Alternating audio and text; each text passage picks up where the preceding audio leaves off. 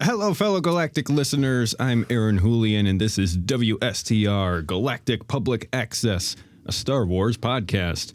Welcome to episode 162.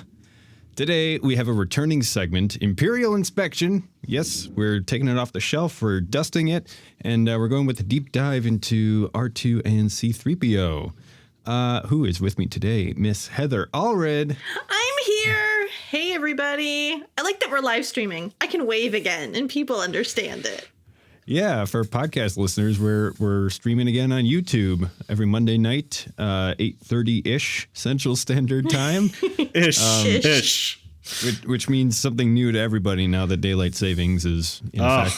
Oh, good call. Dude, brutal. Yeah, that was quite the whiplash. And by the way, hi Todd. Thanks for joining us. Hello. Yes, I'm already talking. Hello. Yes. Yes. You can't talk unless you've been introduced, Todd. It's so hard not to laugh when Aaron makes a funny joke and I'm like, but yeah. So come join the fun over on the YouTube. We got a couple of people in chat right now. Mr. Charlie Skywalker, Mr. Rez. Thank you for joining us. Yeah. So JD and Carla, they both have the night off. So well wishes to them. JD is spring breaking it, and Carla is like wedding planning FaceTime. That's her struggle right there, man. Yeah. JD earned the night off. So did Carla. JD's back in Bristol, Virginia, with his two corgi puppies. Aww. So, Oh my gosh! I don't think he's roughing it. Let's put it that way. We should just have a stream of them playing together. Is he roughing it? Oh, Aaron. Okay. I left myself wide open to that one. All right. Stick with us. We're going to pay some bills. No, it's Aaron's job to do the dad jokes. So let's just. It is. Yeah. It is. All right. Let's pay some bills. You can find these fine folks on the socials. Heather at Hawk Awesome. Carla at Carla Marie Giac, Giac. Todd at Tizod with 4 Z's. Myself, Aaron Julian, HOUILLON on the Instagram. You were looking quite dapper the other day, my friend. Thank you. Yeah, with the sunlight, the Chicago sunlight, with the jacket back. You know? Yeah. It was a good day. Yeah, it was like 65 degrees or something. Tip of the hat, man. Tip of the hat. Thank you. Yeah, and then all things WSTR at WSTR Media. All one word, all lowercase. You can email us at mailbox@wstrmedia.com. Leave us a voicemail at 630-557-WSTR. That's 630-557-9787. We want to hear from you. Our entire back catalog of episodes, all links can be found at podcast.wstrmedia.com. And like we said before, we are live streaming on YouTube now, so pay attention to the socials for reminders. Subscribe to us so you don't miss a single stream. We go live 8:30-ish Central Standard Time every Monday night. So this show is brought to you by Audible. It, as you know, is Amazon's premier audiobook streaming service. Head on over to audibletrial.com/WSTR. You can have your pick of one from over 425,000 titles. It's a free 30-day trial. You also get 2 audiobook originals from Audible, and it's yours to keep forever, even if you cancel. So, hey, game the system. Game the system. Claim your free book. Cancel it. We still get paid. I mean, it's probably unethical to mention that, but Amazon won't know the difference. We are also brought to you by our merch store, store.wstrmedia.com. Fashioned by the good folks over at Teespring. You can cover yourself or your loved one head to toe in WSTR merchandise. Head on over to see what we have in store right now. We are also brought to you by our Patreon. We are on patreon.com/WSTR media. Head on over for the cost of a single coffee per month. You know the one. We're still waiting for that video where they're listening to WSTR and they just throw down the Starbucks and signing up to Patreon right now. Take that $5 vanilla macchiato caramel latte crap and just throw it on the ground. Throw it on the ground. Sounds disgusting, whatever you just listed. Yeah. And for For less than the cost of a coffee per month, you could support the show, help us expand in the future, and you get access to exclusive content. That's right. Just ask Jason Handy, Jeremy Myers, and the Scarif Scuttlebutt podcast. They have access to exclusive audio and video content from us. We have Starside Chat, starring myself and JD, and guests, where we take a bit of a niche look into particular topics about Star Wars and sci-fi in general that really tickle our fancy. We have some fun with some BuzzFeed quizzes and Jeopardy-style games and just looking at weird stuff on the internet, all tangentially related to Star Wars, of course. We also have Heather's show, Heather's Holocron. Heather, you want to tell us about that? Yeah, Heather's Holocron, which is sorely needing an update here, guys. So yeah, get that update going. So man. You hear it here on episode 162. We're gonna get some new material out there for you. Basically, Heather's Holocron is just me learning all the things about Star Wars that I didn't really know before, or things that I thought I knew that I didn't actually, realize. Things like the Sith and how many there were, the fact that there are females in that camp as well, the fact that not all stormtroopers are created equal, fun things like that. What is a holocron? Got to start somewhere. So, hey, we already have a topic for you. What's that? You learned something new at C2E2. I did? Yes. Mm-hmm. Comic book grading. You didn't know nothing about that. I knew zero about comic book grading. And if you stay tuned for Cantina Chat, we'll talk about that again. Wow. Well, I think you definitely have a future episode right there. So. Totally. You should. I don't know anything about comic book grading. Well, I ran into my good buddy, Dave. This is what happens at C2E2. I ran into him. I haven't seen him for years. I used to work with him, and he's a huge, when I say huge, he's a huge comic book guy. And he was already beelining it to go get it graded. And Heather literally raised her hand and was like, I don't know what you guys are talking about. In classic Heather nature, I just raised my hand. She literally raised her hand while we're talking and this question.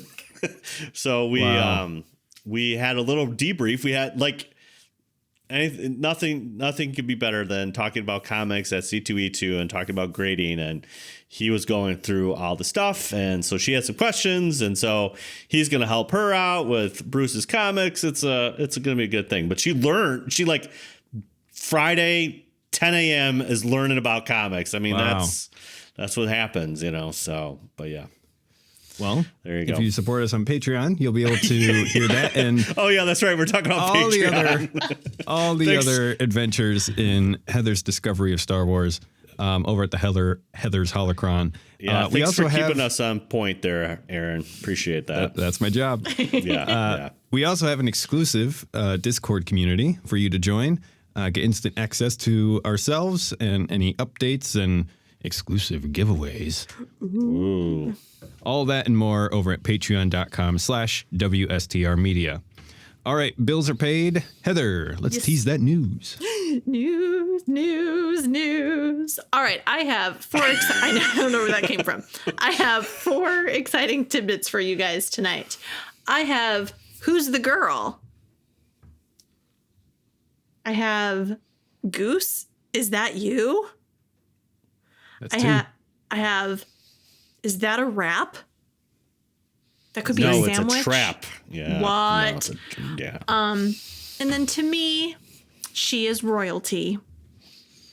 That's 4. It's 4. 4. All right. Enough messing around. Yeah. Let's get to intercepted Imperial transmission. All right.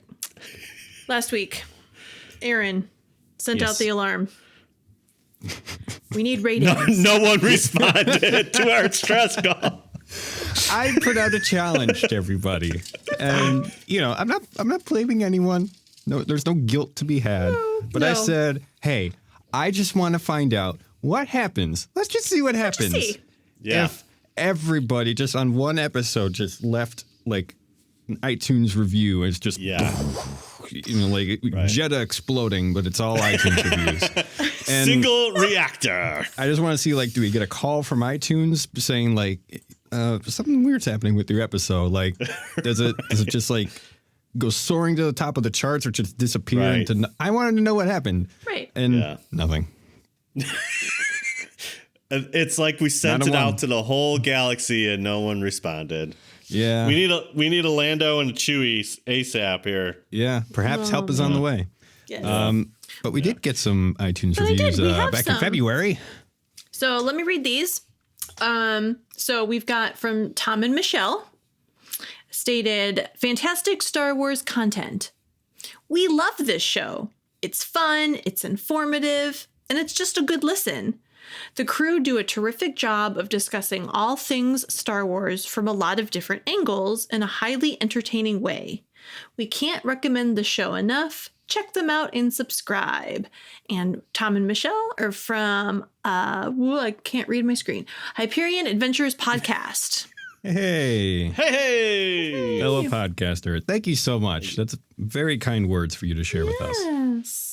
That was definitely more detailed than Aaron asked for the reviews. True story. Yeah, I was just like, story. type anything. You could type in this show sucks. You could say Aaron just told me to type this. Whatever. Yeah. I just wanted to see what happens. That's right. It's like one of those bad, like when you read the Walmart decorating stuff, you know, like put name here, you know, and Yeah. Yellow fruit. All right. yeah. But we also have one from A.E. Welling. Yep, Ewans love Star Wars. Lot of fun listening every week with this show. They're regulars in my playlist. Get them in yours. Recommended listening by me. It's very accurate. Yeah. What's the term for it when it's spelling tailored to a specific accent? So Correct. Yes. Yeah. Rural Farm Boy is awesome. Anthony is awesome. So thank you, Anthony. well done. Good times. Good Well times. done. That's awesome. But we've also heard from a good friend and listener by the name of Greg Ferraro. Ferraro. Ooh. Ferraro. What did the furry one say? Okay. With all the big events shutting down, aka South by Southwest? SW. You're so hip, Heather. Keep it going. So hip, you guys. That's South by Southwest. Okay. Oh, it's North by Northwest. Never mind. I'm fine. Oh. Potentially sporting events, possibly even Coachella. Are we at all concerned about Celebration being canceled? So we were having a little sidebar conversation. Sidebar. He's talking about little Corona there. Mm-hmm. So Emerald City, which is a big con, I think on the West Coast, and they canceled it till like later, you know. So I don't know. It's in August. There's still a lot of time between now and then.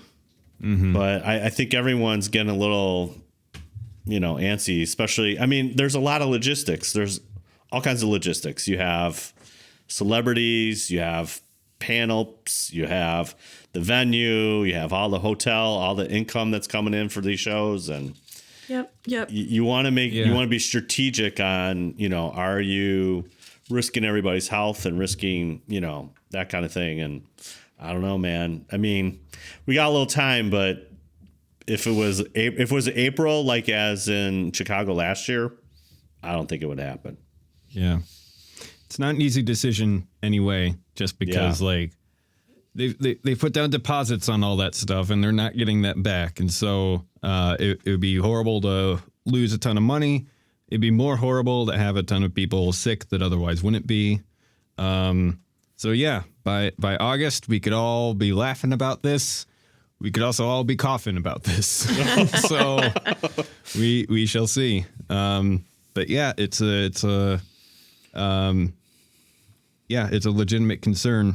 I work at a radio station, and I was screening phone calls for one of our live shows today. And this, You're doing another live show? Yeah, I know, dude. You're too cool for school, man. I know. I get around. What can I say? But we had this caller call in, and he was asking for essentially financial advice, and he said he works in the events industry, and his whole business is just dried up. Yeah, like there's just nothing out there. So, yeah, more Star Wars is always cool, but let's maybe not continue the plague. So, yeah, that's that, I suppose.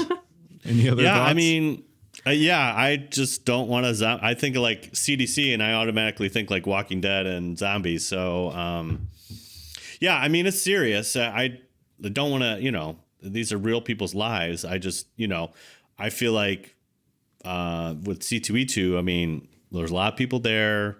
I mean, so I didn't really see anybody wearing masks unless they were cosplaying. Unless it was costume, yeah.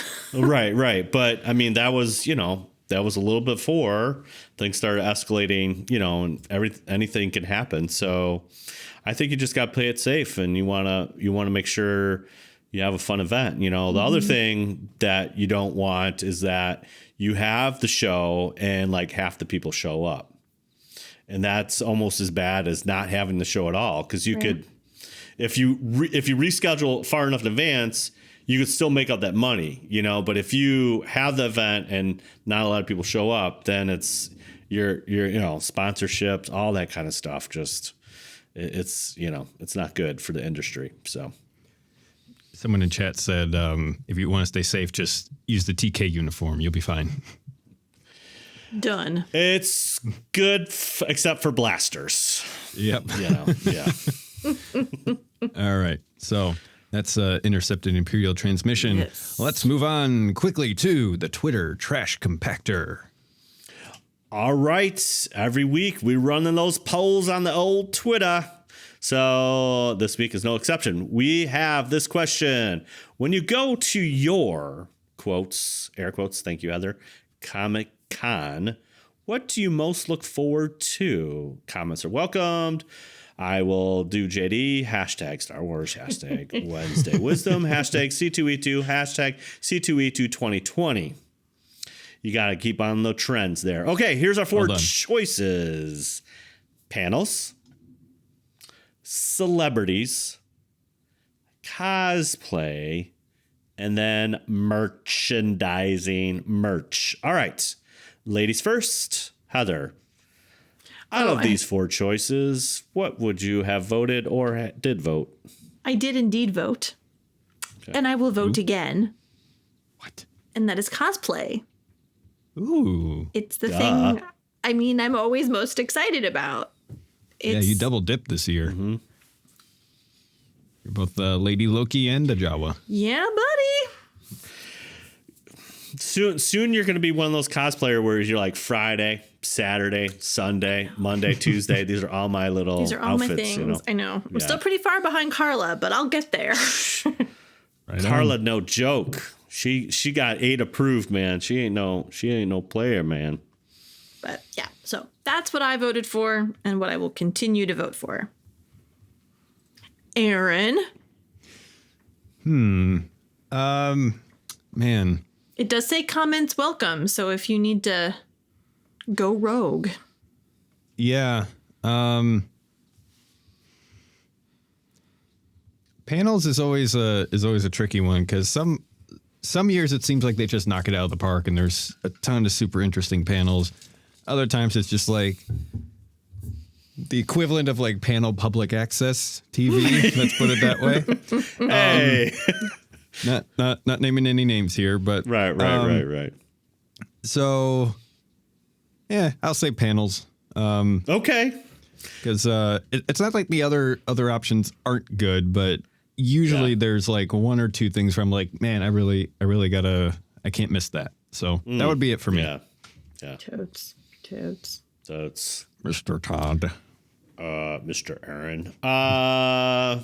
I'm going with Heather. It's cosplay. I mean, that's the last couple of years. Like, so it's changed. It's changed for me. Basically, it's pretty much been panels for a long time. And then I was kind of going for the merch and like I would get artwork and all that kind of stuff. And now I have no more wall space and I have no more money. So now it's cosplay. So, All right. yeah, there you go. All right. So what did Twitter say? That's the question here. And panels was at 12%. Rip. Celebrities at 18%. And folks, we have a tie at 35%. It's like one more vote could have tipped the scale and no one clicked it. It's very sad. But cosplay and merch both landed at 35%. So very interesting. There's a lot of merch, a lot of exclusive. So Yeah, anybody could have been the swing vote on that one. True story. all right, there you go. How sad. I know, but every week, again, we're running those polls, so check out the socials and vote. We don't want no more ties or hanging chads. Let's get this right, you know? So, yeah. So, At tune in. WSTR Media, It's usually, yeah. all one word, all lowercase. Well, all lowercase. There you go. All right, Aaron. It's time for the main topic. Ooh. Okay, so we're talking droids today.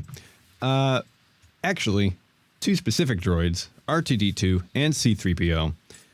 We got a recurring topic on our show called Imperial Inspection, and it's basically our chance to just deep dive into detail, talking about specific characters in the Star Wars franchise, different details about them, how they relate to everybody else, and yeah, it's kind of like the character of the week, you know. Yes. Yeah. But this is our first one of the year, so you know. Story. it's true. First of the decade. Wow.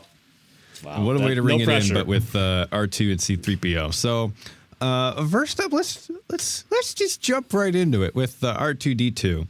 All right, so he's everybody's favorite little trash can. The blue one. The blue one. So, yes, he first shows up on the blockade runner and is very soon jettisoned to Tatooine, wanders around, gets picked apart by Jawas, those little vultures, and makes his way into the ownership of Luke Skywalker Right. because of a different droid had a bit of a bad motivator. The red one. The red one. Right. Yeah. But what kind of droid is R2D2 there, Heather? Oh, well, he's part of the R series, or the R2 series, but he's an astromech droid. And he's just the cutest. He's just the cutest. The one thing I love about R2 is that he has like multiple attachments. And in fact, in Return of the Jedi, when he gets shot by the bunker, right? Like everything, he's like a Swiss Army knife. Everything comes out, you know. He's got the buzzsaw. He's got the electric pike that he zapped, you know, Salacious Crumb. He had a drinking tray. I don't know if that was part of his, but you know, that was a Jabba sail barge. A welder, It was fusion like an welder. accessory sold separately. Yeah, exactly. That's for merchandising. Merchandising, yes. He had a fusion welder, which is one of my favorite scenes. Like when Luke kind of comes back from Dagobah and he's like, "Yeah, we got to get out of here." What's R2 doing? He's welding. He's just welding, you know. He's got the data probe, you know, which he gets into any kind of terminal port. He can do that.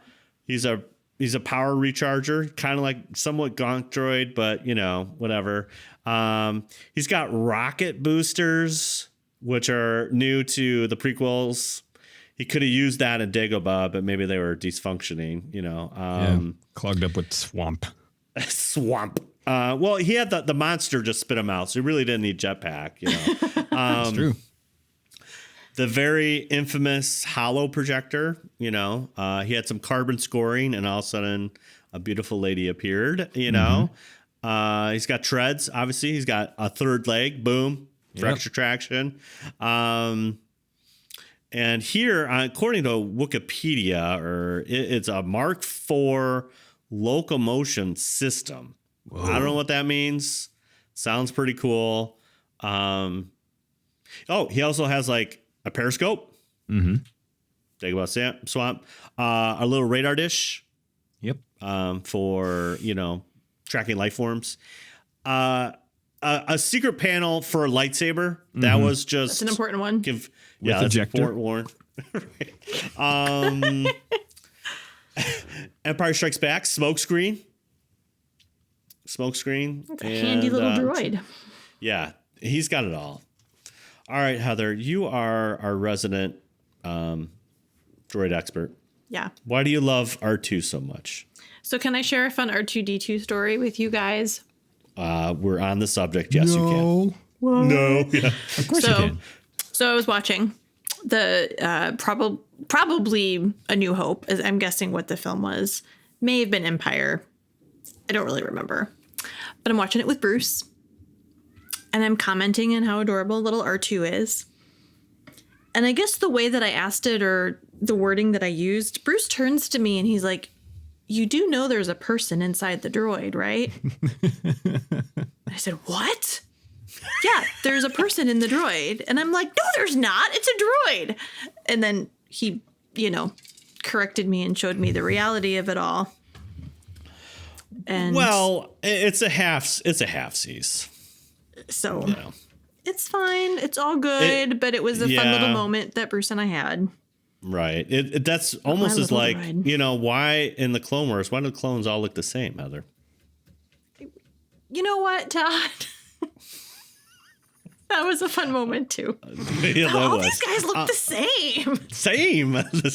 The same. I don't get it. Oh, Heather.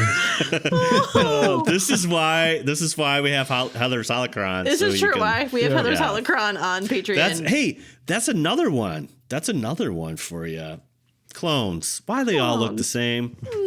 Anyway, yes. The material just writes itself. It does. So why do I love R2 so much? Yeah. I think what George did really well in the original trilogy for me, and part of this, I know I'm going to jump ahead a little bit in my explanation, but the amount of personality that they gave R2 with this like sass, specifically when talking to C-3PO,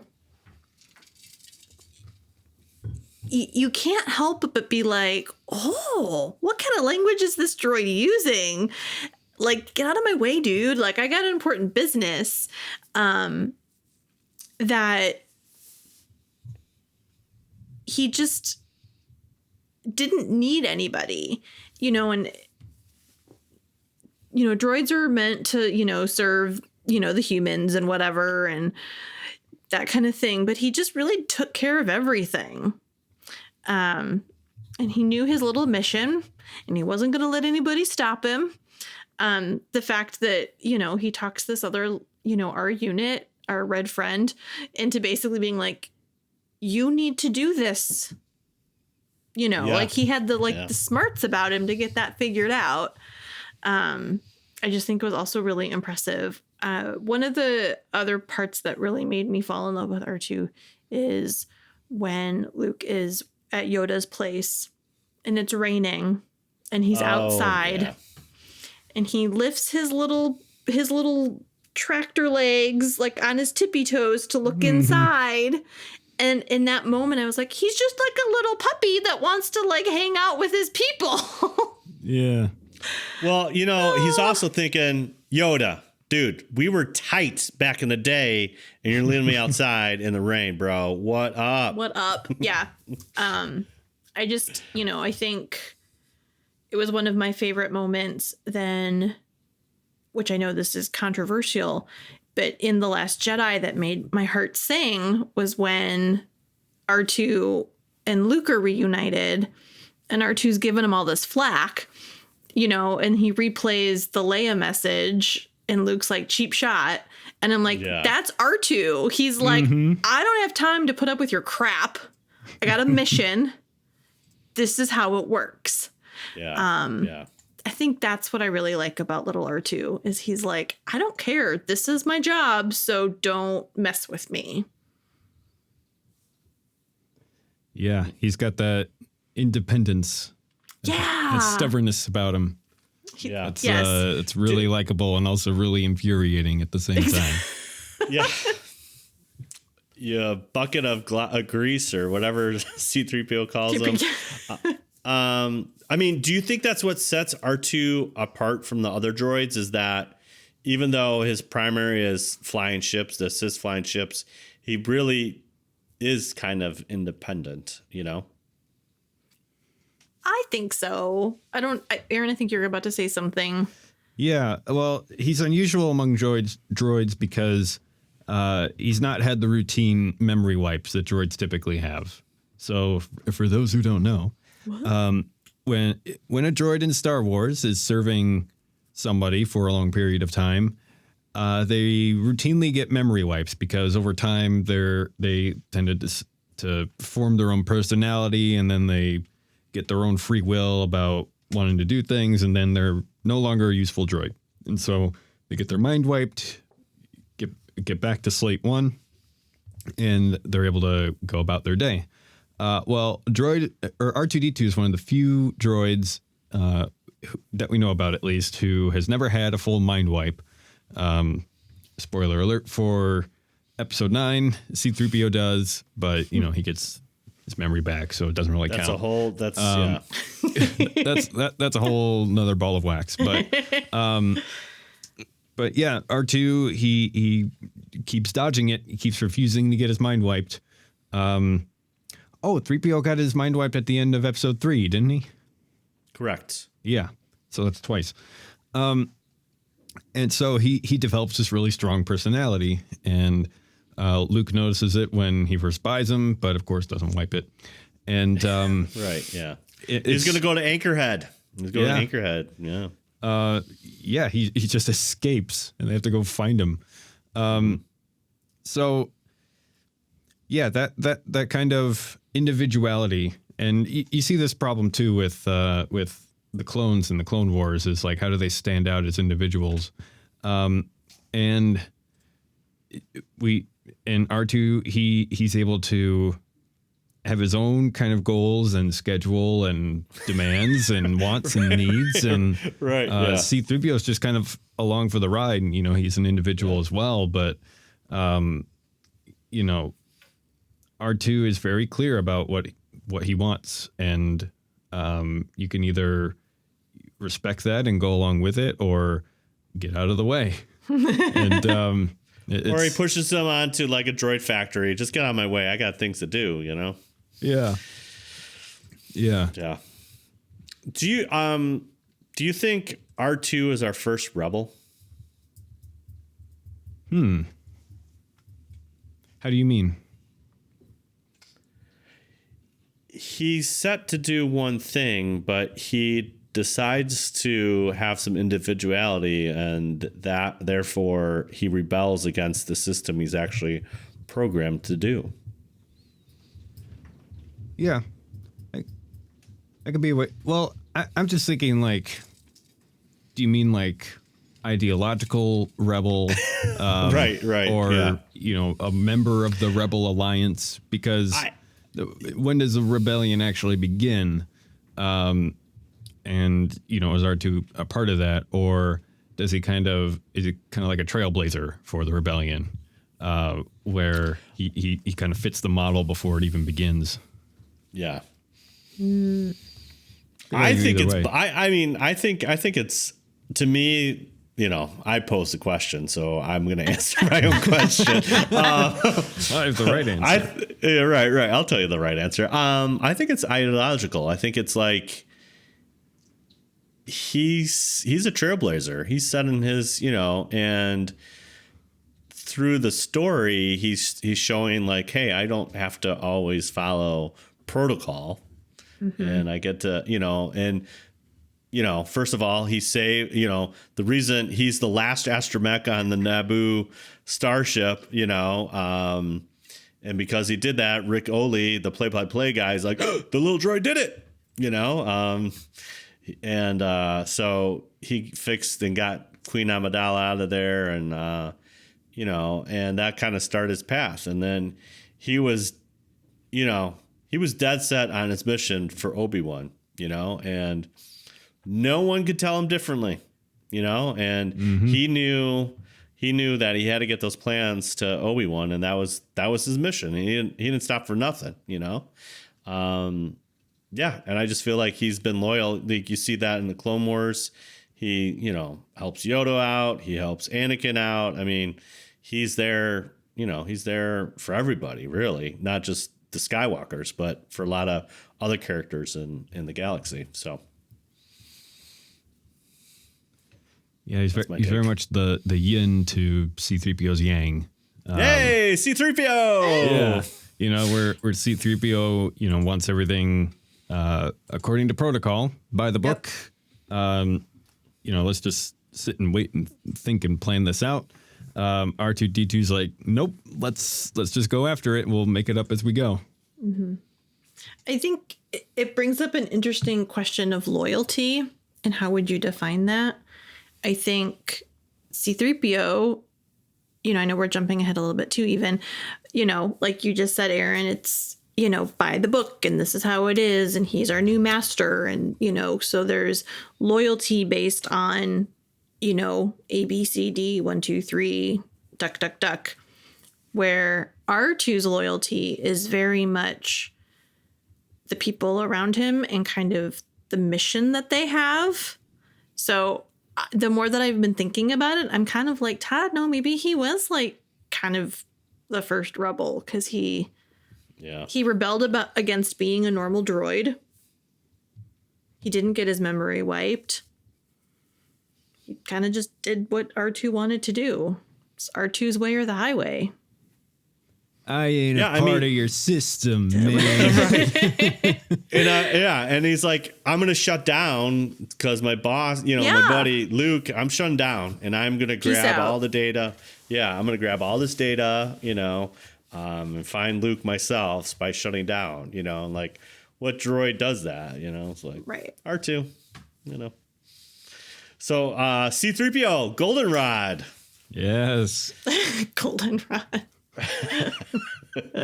Oh man. Okay, so it's a great nickname. Of course, the creator, thank the maker. Is created by Anakin Skywalker. He's a protocol droid for Shmi Skywalker. And he gets a couple modifications throughout the, you probably didn't recognize me because of my red arm. Right, exactly. Sorry. Red arm. He's naked. I hope that was Rian Johnson kind of, taking a dig at the whole merchandising angle. I hope that's what that was. Because if so, that's hilarious. Right, but sidebar. R2 explains to him in episode 1 that he's naked. Mm-hmm. Episode 2, he kind of looks rusty and Tatooine sun's not so nice to the. But isn't that just a great dig by R2? Like, dude, you're naked. What do you mean I'm exposed? I just think that's so great. All right, sorry, keep going.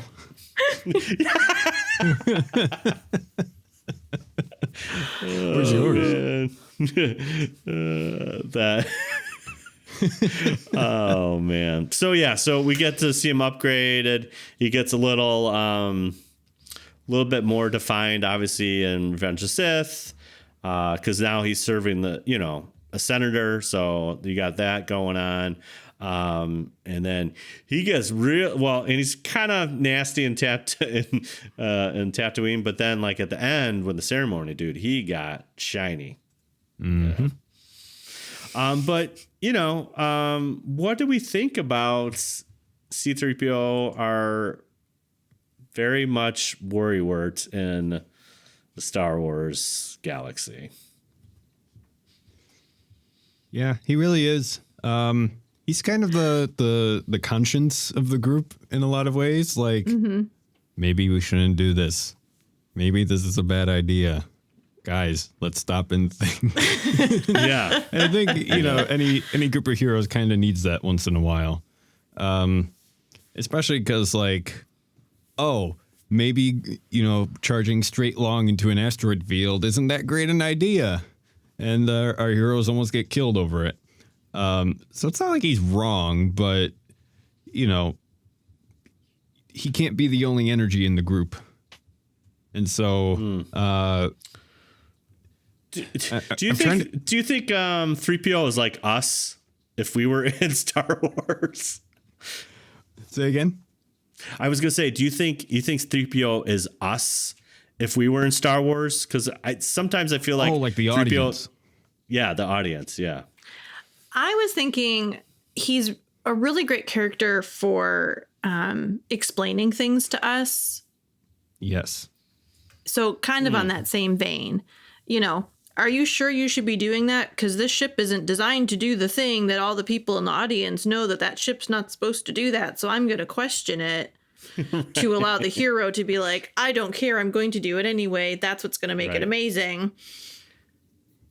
Yeah, there's especially in fantasy stories, there's a particular archetype of a character who is not like a stand-in for the audience, but who is being introduced to this new world. And so it's a convenient way to kind of explain the rules of the universe and how everything works to the audience in a way that makes sense within the story. So C-3PO is that for a lot of the time. And Luke is also that once he leaves Tatooine. I was going to say Luke kind of helps us out as well. So yeah, he does kind of serve as that story anchor as we go throughout the saga. Not all the time, but yeah, enough that it's appreciated. Oh, C-3PO. Yeah, I mean, why do you think he's so relatable, though? Why do you think a lot of people jump on the 3PO bandwagon? Honestly, like, he takes so much crap from everybody. And, you know, there's just not a lot of sympathy for him. He has a lot of misfortune. One of my favorite quotes from him is, we seem to be made to suffer. It's our lot in life, as he's trudging through the desert trying to find help. And so, yeah, there's a lot of sympathy there. But also as a function of like a translator droid, he's able to, in a sense, kind of flip the script and become the guide for the audience to new languages and cultures. And he opens up paths and opportunities to the heroes that weren't there before. So he just never gets the thanks for it.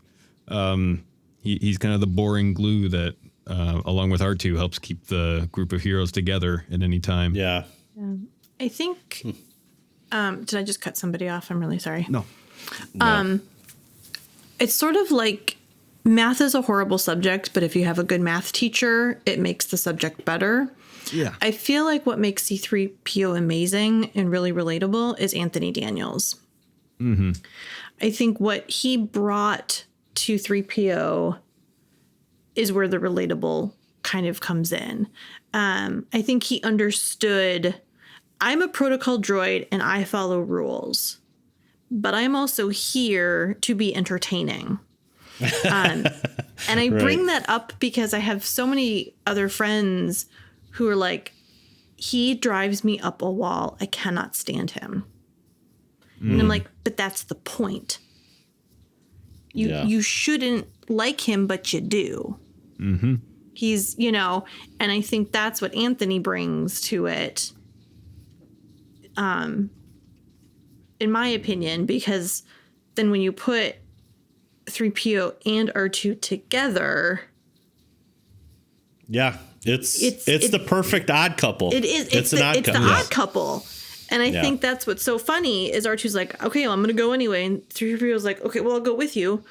You know, like, I don't know how to do that. You know? I mean, it's the perfect, it's like two friends arguing, like, no, we're going this way. And R2's like, no, I'm going that way. And they split. They're just like, what, 3PO's like, I'm done with you. You know, it's the perfect friends, you know, like they work really well together, but at the same time, R2 likes to get him in trouble, and C-3PO is like, dude, we can't do that. You can't do that. And he's the cautious one, so, but R2's honestly, R2's willing to take a risk to save him when it counts. Like when they get split up at the droid factory on Geonosis, and then later C-3PO's head is on like a battle droid, and R2 has to come over and, connect it with his little towing hitch and just drag it through the sand. And and that's another attachment we did not mention. He's got a magnetic little wench or something, tow cable, right? Exactly. And he's willing to patch his buddy together. Multiple times when it really counts. Yeah, multiple times.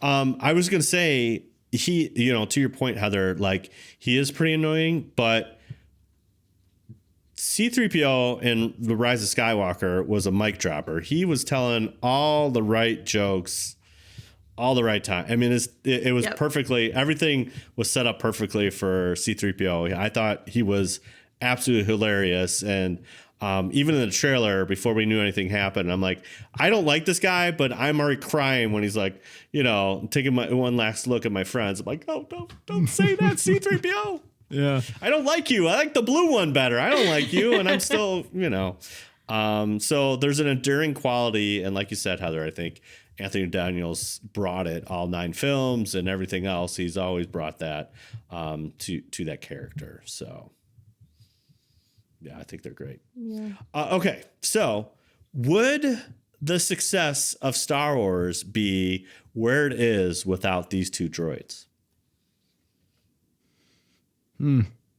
It's always fun to speculate, isn't it? What? Go ahead. It's hard to say, but going back to what we said earlier, where they're kind of the glue that holds the heroes together. They're also the glue that holds the saga together because they're in every major film, and they're this kind of solid continuity between everything. Like the galaxy gets upended and torn apart and put back together again and again. But these little droids are just, doing their thing, helping out their friends, and they somehow make it through all of it. And so there's a value to there that it's hard to quantify. But it is something really special. And I think it's because it goes back to the archetype of that character within the story. Yes. And just like the role that they play, and they play it so well, and they're just extremely relatable and sympathetic for the audience. And so, like, we want to root for them. We want them to succeed. We want them to help our heroes, even if they don't have the spotlight all the time. And they do that tremendously well. And so, they're a key component of Star Wars. If you think about it in terms of like a mythic story. Because you need all of that for the protagonist, but to have that for supporting characters as well. Supporting characters don't get enough credit for a good story, and yet they're absolutely essential because they are foils against which the heroes contrast, and so we understand the heroes better because of the supporting characters, and vice versa. So. Yeah, they're absolutely essential, and I'm glad that we have them in the form that we do. Yeah, I mean, the thing that I love about A New Hope the best, and how bold it was and fearless it was that for the first 20 minutes, it's just 2 droids that are driving the story, and it's like you don't meet Luke till 20 minutes in, who's like kind of the main protagonist of the movie. Is kind of fascinating to me. And like, I just always think like, could somebody make Star Wars today in this era? And I don't think they could, the way George did it back in 77. And I think that's like the most endearing quality, is that like we're introduced to this universe and we're thrown right in, and it's through like 2 droids. And it's like, it's such a bold thing and a great storytelling element. And everything you said, Aaron, is totally true. Like, you have to have that kind of supporting cast. And we're really like we're into it by the time we're already sold before we even meet the hero. And I think that's like such a cool quality about A New Hope that is so unique to any of, you know, anything in Star Wars and well as like cinema. I just don't think you get, you know, I would love to see a story where you see the side hero, you know, side characters or the supporting characters for first like 20 minutes or a half an hour before you meet the main hero. You don't see that anymore in cinema. And I think it's really kind of you get a different perspective from them than you do, you know, how we're usually introduced in cinema now, you know, through the hero's eyes or something like that. So. Yeah, I have to agree, because you go from this like absolute blockbuster of an opening where, you know, it's like the Star Destroyer. I'm right there. Yeah. Whoa. Covering the whole screen. Ooh, I got chills. And then, you know, this whole shootout and the princess is taken prisoner and we got to save it. And then contrast that with just like this little small escape pod.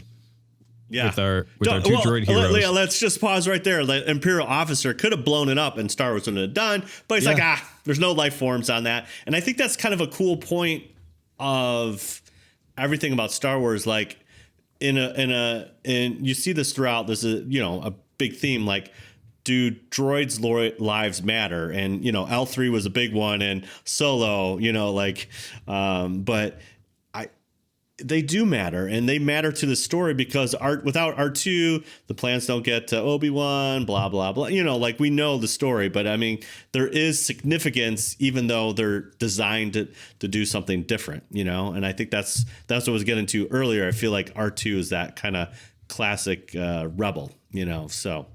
Absolutely. Yeah. And my whole point with that is that it starts off huge so that, you know, you're hooked into the story. And then the story just gets really, really small, like really, really small. It's just like two droids trying to find their way through the desert. And it's really special, I think, because it gives the audience a chance to breathe and to get to know these supporting characters a bit more and understand a bit more about this weird world that we find ourselves in. It's like we're no longer in space. We're no longer on the ship. We're on a desert planet. Like, we need to figure out how all this works.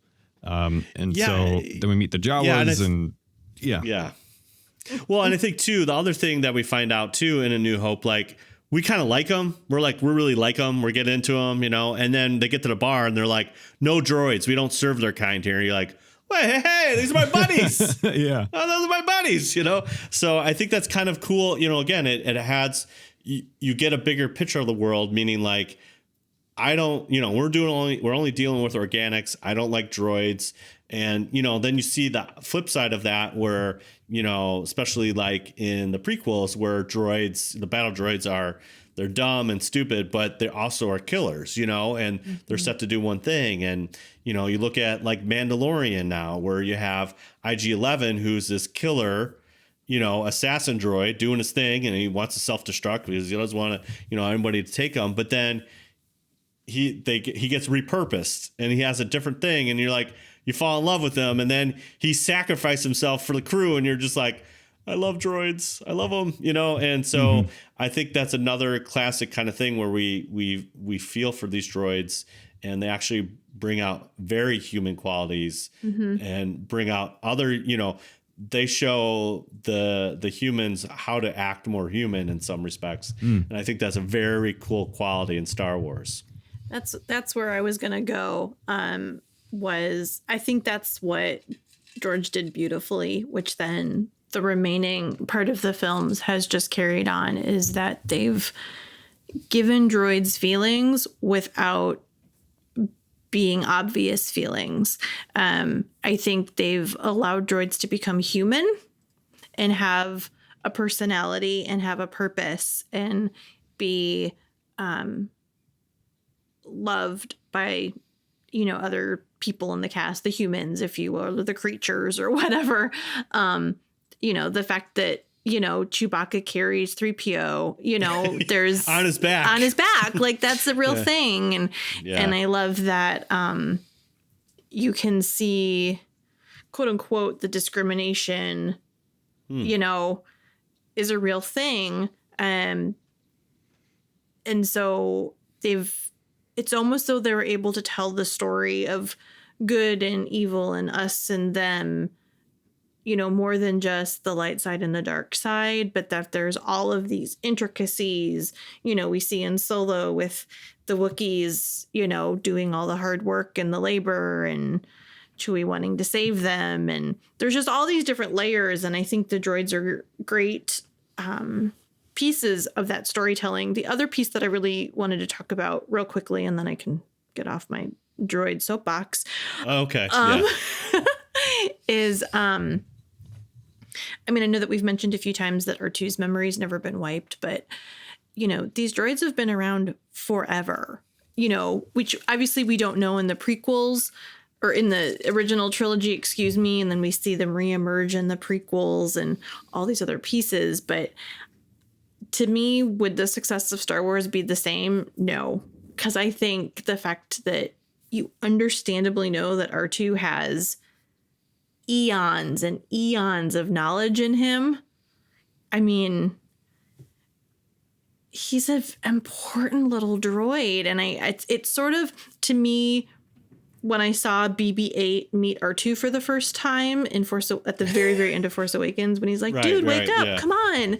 Like the fact that BB-8 knows who R2 is, it's like Rey knowing who Luke Skywalker is. Like there's a droid hierarchy even. To be like, oh my gosh, it's R2. You're the one who blah, blah, blah, blah, blah, or whatever. All in beeping, of course, not in actual words, but right. Yeah, I mean, obviously.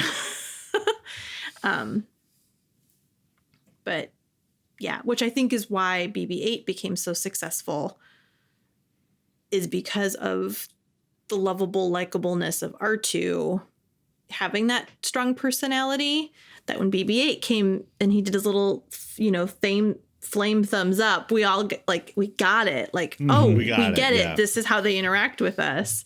Yeah. So I think that's another piece, is that some of our newer droids, you know, and obviously like Alan Tudyk in Rogue One as K2SO had some good quips and stuff, but a lot of that was built off of the snark the R2C3 of the R2C3PO connection. Yep. Mm-hmm. And no one can deny R2's little scream. So there you go. Yeah. Aaron, any final thoughts for you? I loved your point about how these droids show us how to be more human, even though they're not.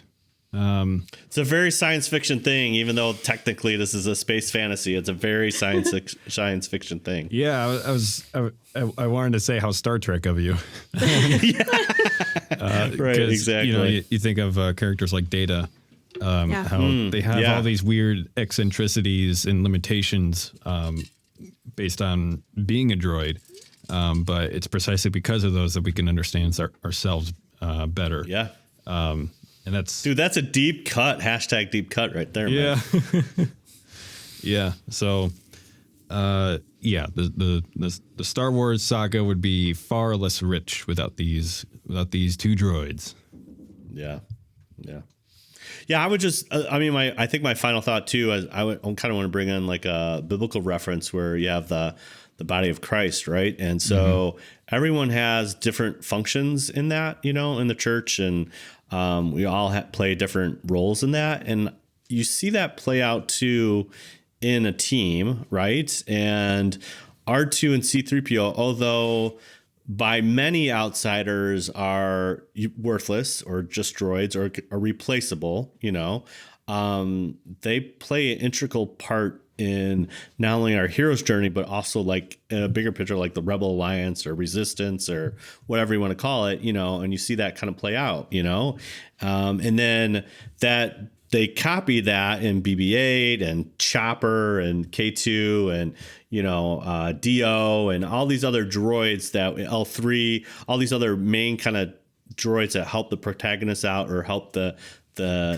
heroes out. And, you know, it's a body, it's a structure. Every other part matters, you know, the toe matters to your, you know, to the brain. It's like all these different parts of your body matter. And if one hurts, they all hurt. And I feel like you kind of get that same thing. And that's where we're kind of talking about earlier, where I feel like without R2 and C-3PO, we wouldn't be not only with where the rebels and resistance are, but I don't think we would be where we're at with the success of Star Wars without really nailing that down, you know?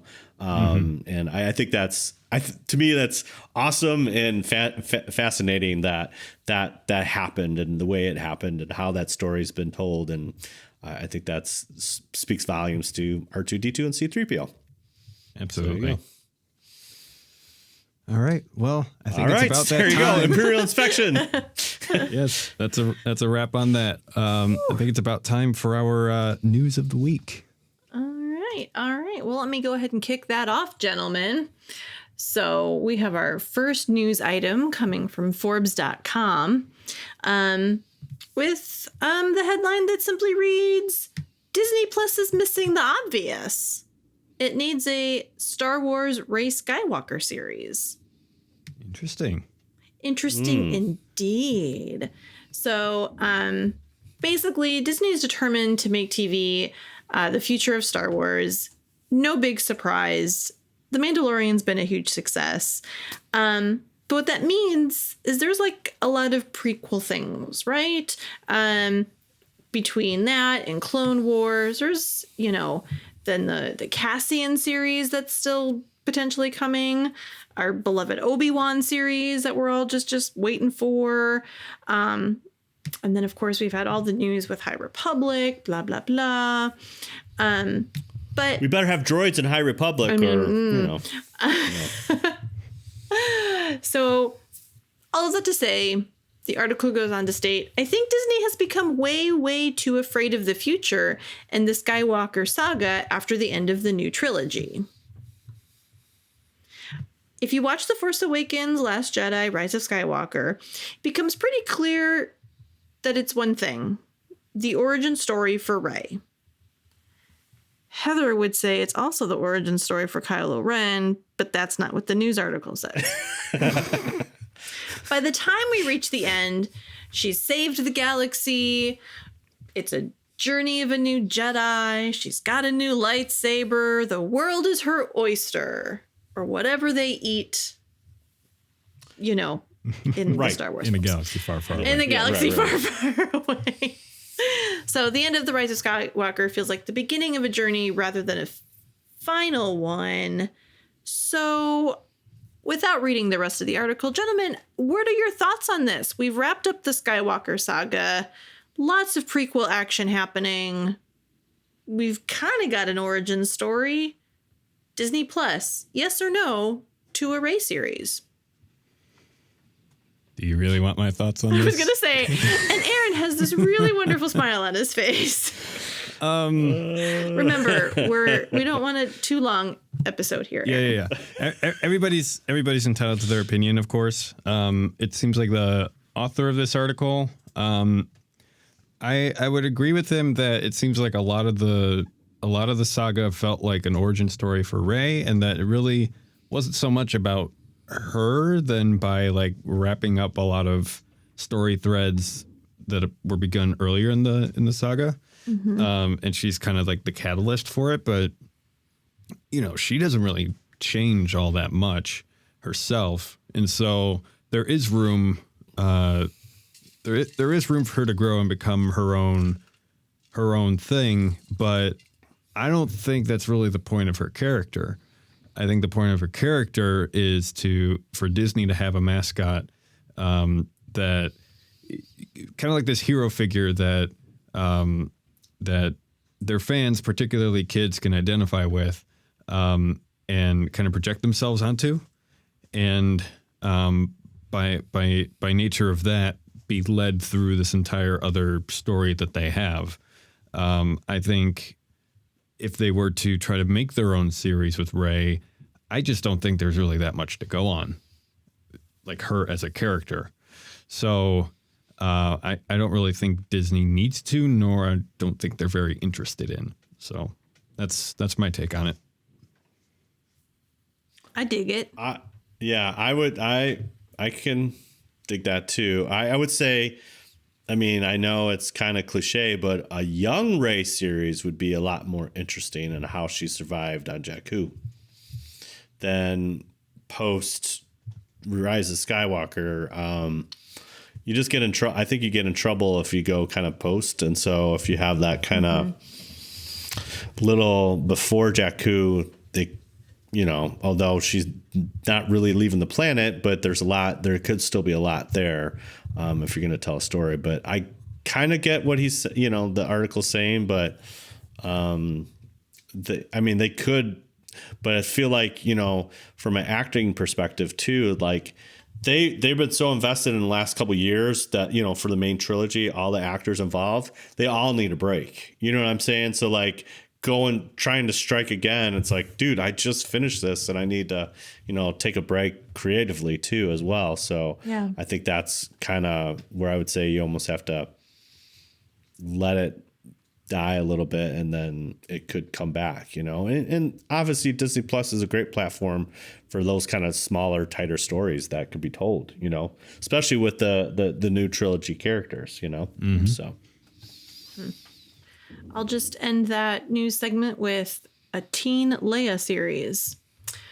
All right, moving on to the next item. Let's see. Ooh, this might be something that you gentlemen will have much to say about. Yes. Inverse.com, which is a website I've never heard of. So don't say that we are not educational. They got a sweet logo, though. I do, right? Everything we know about the Star Wars Project Maverick video game. Okay. A curious leak from the European PSN revealed that a totally new type of Star Wars game may be in development. So I'm going to stop you right there. Speaking about robots, this is a bot. This is a Twitter bot that is trying to find information. So this robot, that's a Twitter bot, found this information posted on the store, which I think is fantastic. Continue. I have no idea what I'm looking at. Okay. I should really learn about video games. What do you need help with? Maybe let's help each other out. Jedi Fallen Order apparently has restored our faith in Star Wars video games. True or false, gentlemen?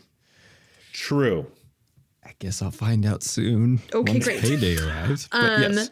So just about everyone's hankering for high quality video games. Totally makes a lot of sense. And that just may come in the form of this Project Maverick. While it might not necessarily be a single player game, the leaked project could one day be the next big thing for Star Wars video games. So do we know anything for sure? The PSN releases Twitter account, which leaks data mined information from their store, which is what Todd just talked about. Yes?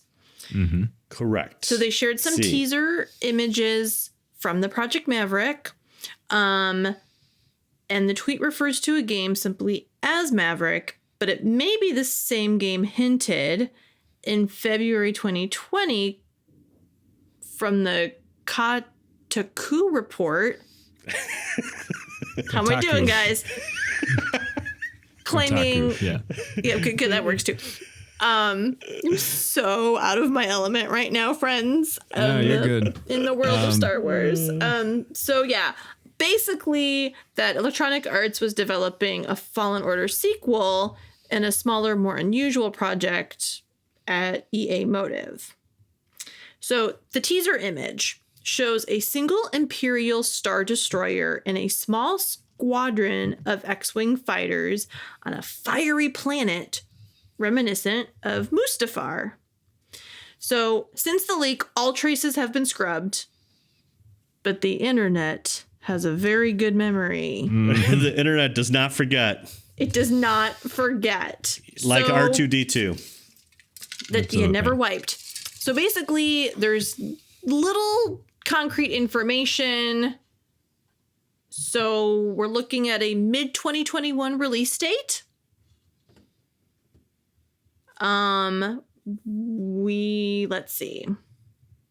What else? Yeah. What else do we know? I think that's good. I think as I continue to look, that's all we know. That's it, friends. We also have a bit of music from the game. Ooh, Aaron, do your thing. All right, let's hear it right now. For those of you watching on the stream, that was an instruction to future self to put it in because we don't have it available to play right now. That's what live streaming's all about right there. We're a good group of people. So basically, guys, you are our video game experts on the podcast. What are your reactions? Because clearly, I have no idea what I'm doing. Well, I'm glad you asked. We have Ro from the Scarif Scuttlebutt in the comments or in the chat on the live stream. He's saying it might be like a flight sim game, and I think that would be super cool because it's been a long time since we've had one of those for Star Wars. And what I'm really curious about is I really want VR to take off. It hasn't really because there hasn't been like a cost like a low cost platform enough for like everybody to get it. So then video game developers can be like, oh yeah, it'll actually, make money. So if I had like a wish list or a magic wand, please tell us. Give myself a VR system and then, make this a VR flight sim game. I think that would be just baller. Nice. But did you just say baller? Maybe. I'm down with the lingo of the youth. I just want to make sure that's what the 20-year-olds are saying now. I need to know these things. I don't know. I'm halfway in the grave at this point. I mean, yeah, if Maverick is indeed a Top Gun reference, then it could very well be either a flight sim game or even more like an arcadey like Star Pilot game, which I think would be sweet. Man, I'd love it to be able to just like look around the cockpit and just like flip all the switches that you need to get it running. Like, have you ever heard the game? Not Eve, because that's just Psychosis. But oh goodness, I need to edit this out later. Why am I blanking so hard? It's like a space flight sim game. Why? It's on the tip of my tongue. But you mean like the X-Wing series, or are you talking about something different? No. Oh, like okay. No Man's Sky? No. It's edit point there. It's Elite Dangerous. So it's you're basically like a space trucker in this game, and it's all like cockpit view. You can't see like the outside of your ship, so you basically have to rely on all the like meters and to tell you like if you're too close to something. But you do if you're delivering load, like you do everything. You ring up the station, transmit the codes, you get clearance to land. They direct you to a specific landing pad that you have to land at. You have to like buy fuel. You have to chart out your destination so you don't run out of fuel in the middle of it.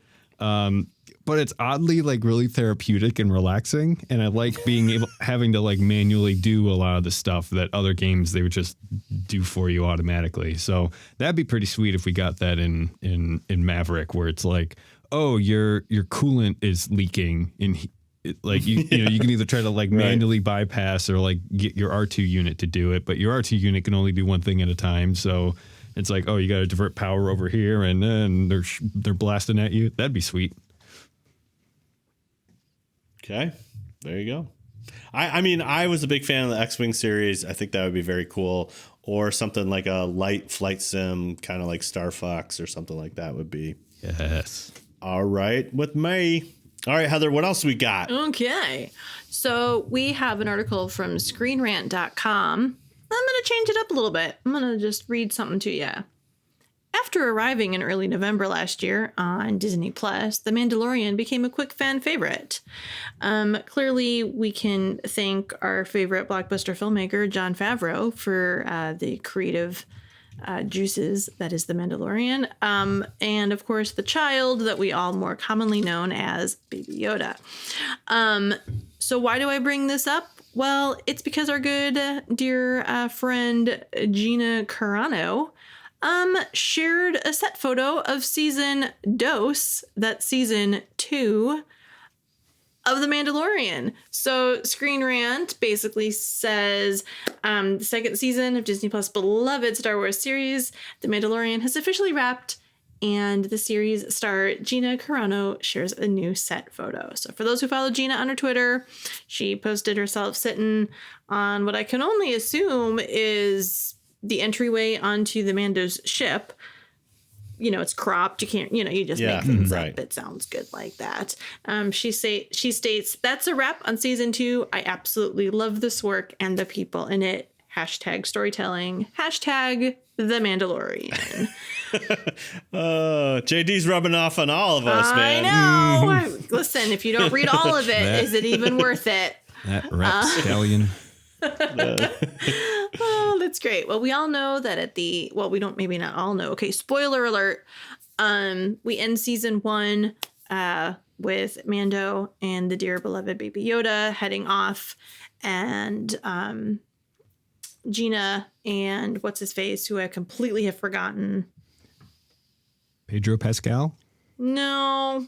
Cara Dune? Yeah, forget him. Well, Cara Dune and the other guy. Yeah. Thank you. Yeah.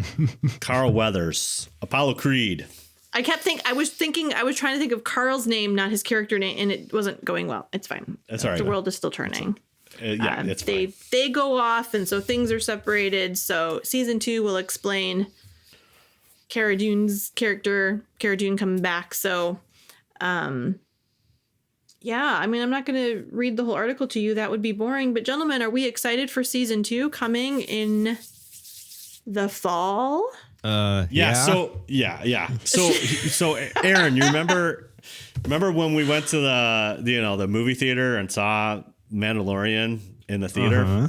Yeah, just keep throwing that out there, guys. Yeah. We saw it. We saw it in the future before anybody else did. They live streamed that in LA, right? And they started filming that day for season 2.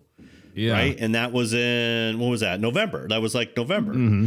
And so it's just crazy. It's crazy to me. They were already, when Mando was finally premiering on Disney Plus, they were already filming. They started filming season 2. They literally said they just came from the set, got dressed up. Now they're here to do the stream, and then now in March they're done. And so the crazy thing is we get a new Mando series coming, in October or November this year. And I'm like, yes, please. So I think it's fantastic. I mean, that's the beauty of TV, right? And some of the stuff that's coming out, I mean, the whole 360 set, and there's nothing, it's all computer stuff, and there's barely any set pieces, and it's all done inside, and I'm just like, I don't even know what they're doing. And remember, Aaron, like John Favreau closed his eyes and he just rattled off like all this technical stuff, and then he like opened them and we're like, what is happening? All right, Todd, are you back? I'm back. Was I rambling and you couldn't hear me? That's great. Well, I think it either caught the last bit of it, or it like buffered everything that you had to say, and then it was just like. So, anyways, I'm excited. I'm excited. Yeah. In conclusion, I'm excited. There you go. Very good. All right. Well, this is not the news that I want to share, but it is news that I am going to share. Mm-hmm. CNN.com shares that Max von Sydow, I'm not sure how to say his last name. It's Swedish, so you got me there. Star of films of Seventh Seal to The Exorcist, and he may or may not have been in Star Wars, because that's how it works, has passed away at the age of 90. Mm-hmm. So he definitely lived a very, very long life. And when you go through the article or look him up on the IMDb, he has definitely provided a lot to the entertainment world, which is wonderful. But definitely a Hollywood legend. And it's never good to lose one of our own. Yeah. I mean, again, he doesn't have a lot of impact, something like Carrie Fisher, but just the fact that he was in Star Wars, he's in a lot of these pop culture films. He was in Game of Thrones, and definitely a huge resume of movies. I mean, It's just crazy. So definitely a Hollywood, juggernaut here. And the fact that he also got to star, in a little Star Wars, I think it's pretty cool. And again, he, that's the other thing. Him and Poe are Oscar Isaac are our first two that we kind of meet, so I think that's kind of cool too. So, but yeah, it's sad news. Yeah, absolutely. Yeah. I saw him first in The Seventh Seal and was like immediately like, whoa. And, there's nothing that really needs to be said for him because he's just that much of a legend. But yeah, it's really sad to see him go, but what a legacy he left. Yeah. Absolutely. Yeah. Absolutely. So, well, that is all the global news I have for you guys today. So let's take it to the local news. And that would be Cantina Chat. Dude, you are spend all week cooking that up. Sounds brilliant. You're blowing up these transitions like a pro, man. Who are you? What? I don't know. Yeah, who are you, Heather? Jeez, jeez. I don't know what's going on. Well, Carla's off doing wedding plans. JD's spring breaking it. Aaron, you're with us. What's been going on? Oh man, I've been making some tunes on the bass. It's not quite ready yet, but I found out that I can write stuff that's too hard for me to play. So excellent. It's actually nice. Yeah, it's pretty neat because it gives me it immediately sets like a goal for myself to practice and learn and be like, you can do better, and I can like hear it in my head. But to actually like make it happen, it's good motivation. So cool. I'm putting a little something together. But I already want you to write an intro for the podcast. I should. You should. I have the technology. Right. The technology is mine. Yeah. I did throw together a little something for the intro to Todd's podcast, Big T, Little T. You did. Yeah. Excellent. So let's take a listen right now. Once again, apologies to the live stream listeners. We do not have it ready to play back at this time. Yeah. That was amazing. Hey, woo! Thank you. So I've been working on that, just doing my thing, working, staying on campus and working during break. But that's cool because I love what I do. So I've been learning networked audio and Axia interfaces and X nodes and all sorts of really complicated audio stuff. But it's part of this project that I'm taking over to help out the students here, set up kind of like an infrastructure for this new space that they're in. And I'll probably be, as we get more into it, I'll share photos on my Instagram and stuff like that. But super interesting it's to like me. All the Instagram photos are going to be you pushing buttons, Yeah. Running a bunch of network cable. That's for sure. That's pretty much what. Oh, and I found out from my dad today that this September I'll be seeing Sabaton and Judas Priest in concert. So that'll be a ton of fun. Awesome, dude. Crazy. So, Heather, what's wrong with you? It's a whole other episode, folks. What's going on in your world? Couch time with Heather. Yeah, right. Yeah. So, after C2E2, your life kind of goes back to like normal, and so then it's not as exciting. But so boring. I may or may not already be thinking through new cosplay for next year because that's who I am. And then I, just kind of seeing if there's any upcoming troops to do, getting excited for Joliet Star Wars Day in June. Just getting all that mapped out and such. But kind of my other really geeky project is, as we stated earlier in the episode, thanks to C2E2 and knowing that comics are, a thing and whatever, I have 3 boxes of comics that belonged to Bruce, and I am going through and cataloging them. So I've got my Excel document open, and I am going comic book by comic book and putting them by series. Cool, and I just, you're trying to see, is it just one there and one there? Does he have full runs or full sets and things like that? Just things she learned at C2E2, people.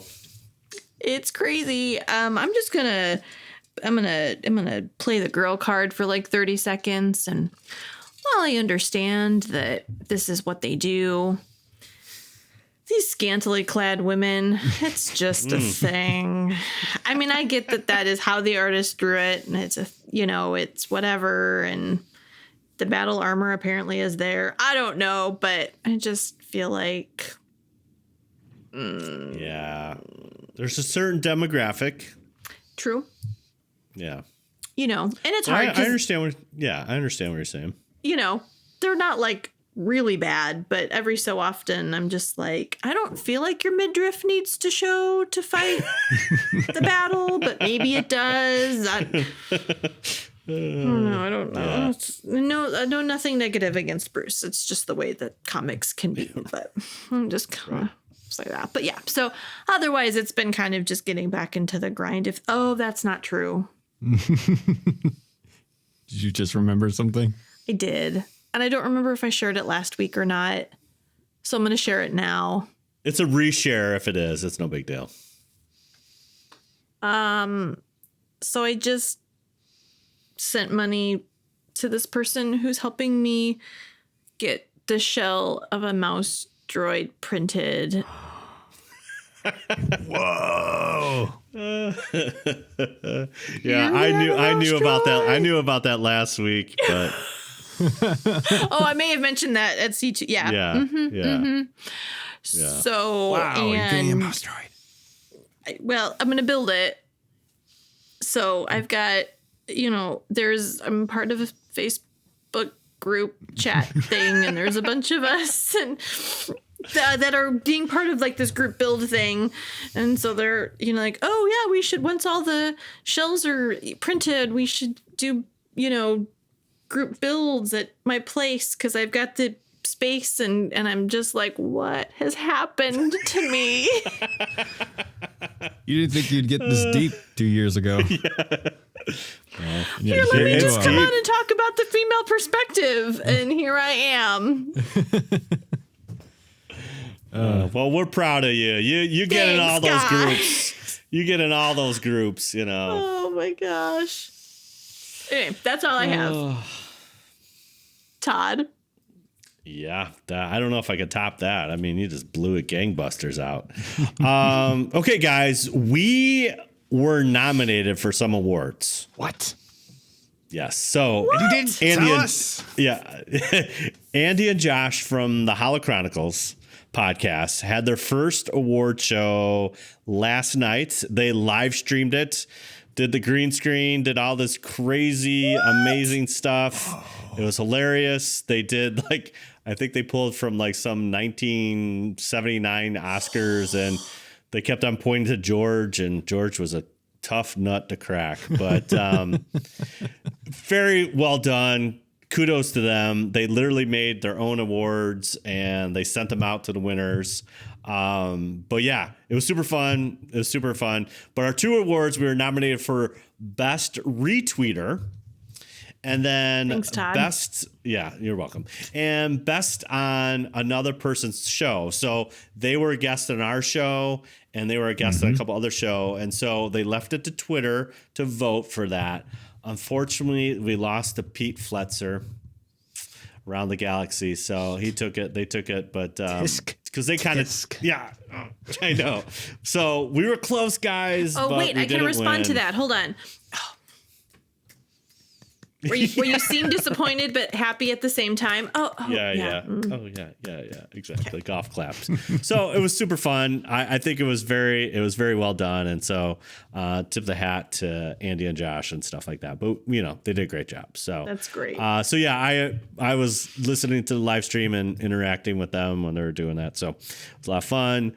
Not too much, like Heather said, like kind of after C2E2, it's like, I got to get back to the real world and, but had fun editing some of our slideshows. And then I edited something for, Big T, Little T, did that. And so that was fun. And like Aaron said, he dropped a little bumper for me. So that was amazing. And just still doing geek stuff, but kind of that little reality thing is just so hard. It's so hard. But yeah. Not too much on the horizon yet, but I'm sure that will change once I get on the boards like Heather and look for something to come up. But yeah, pretty slow week, but that's okay. It's all good.